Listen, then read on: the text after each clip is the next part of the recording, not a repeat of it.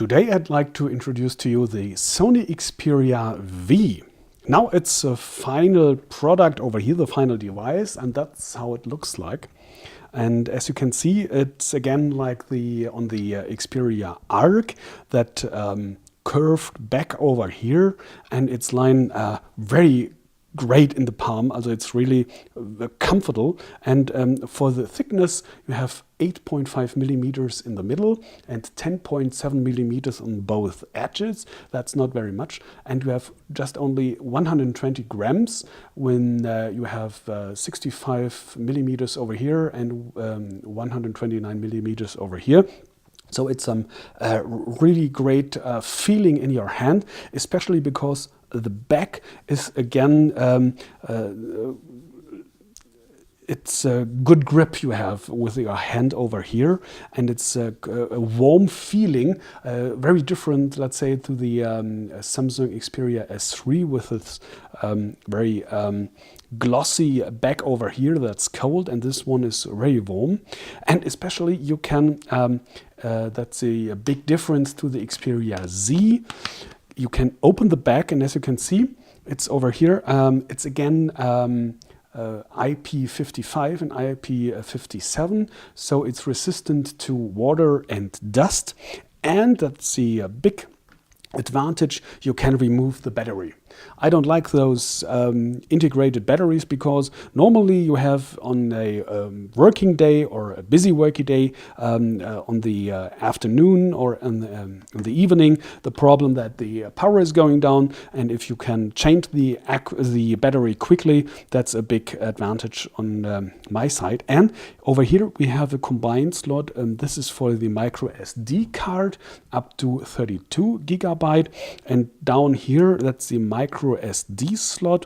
So that's not the big ones, the old ones, and not the very small ones, the nano ones from the iPhone. So it's a middle size. You can pull them over here and battery back and go on. The only problem is you can have a hot swap over here, but that's a minor problem, as having no slot for SD cards.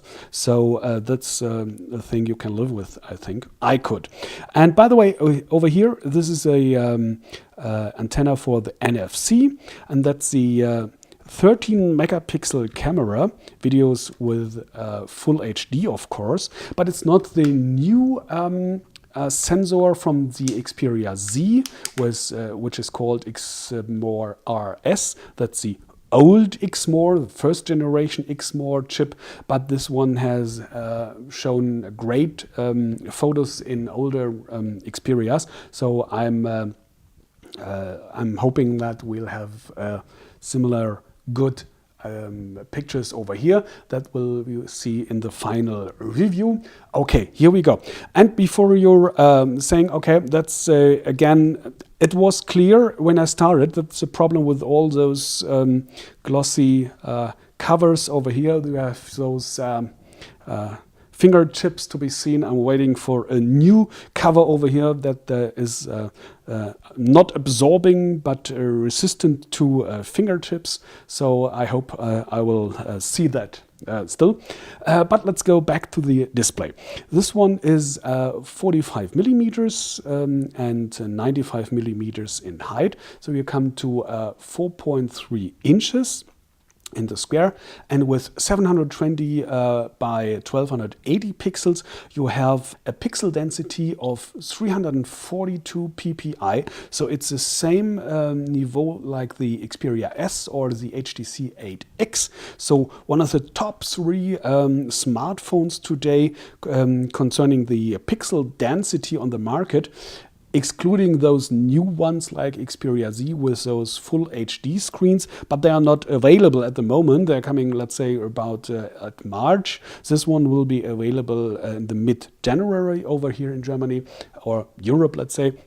So this one is available, and I guess it will be about 70 or 80 euro without any contract cheaper. So it's totally different. And again, please don't forget, you have a removable battery and you have a micro SD card. So that's two advantages, and it's cheaper. It's three advantages, and you have a real good, as you can see over here, let me go a little bit closer, it's a really sharp display. Don't get me wrong, as you can see over here, so small texts over here, and white on black is never good to read, but this one is extremely sharp, so it's a really great display. I don't see that you really need more, but let's see this one in the final review when the Xperia Z arrived in about 2 months. And the only problem with this display I see is that let's go to the photo over here and go to the landscape mode. That you can see the full screen mode. That's the full screen mode of the Xperia V.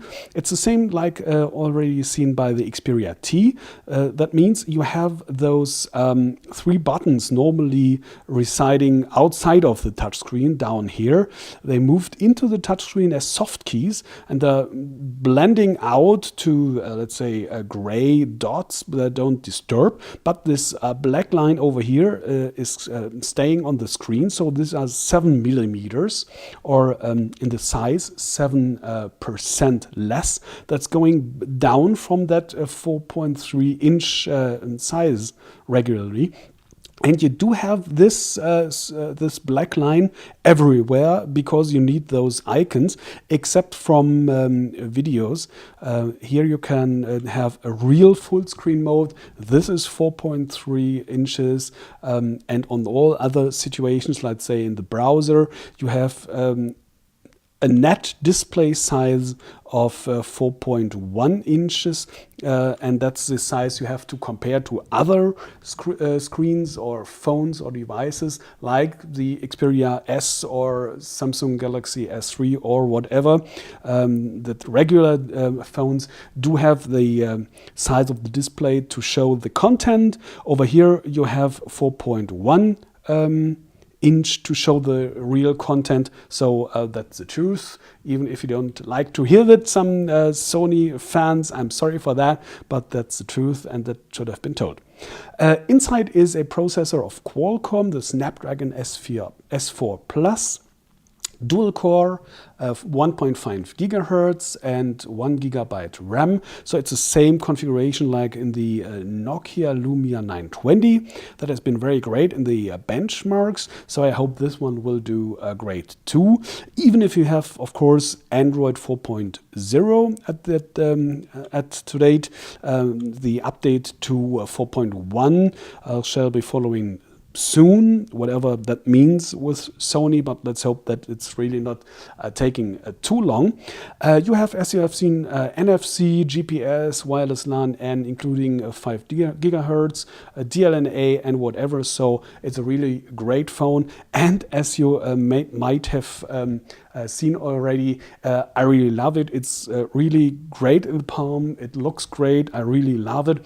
And the price here in Europe will be 579, so I guess it will be about 550, 560 euro without any contract, so about 70 or 80 euro less than the expected Xperia Z.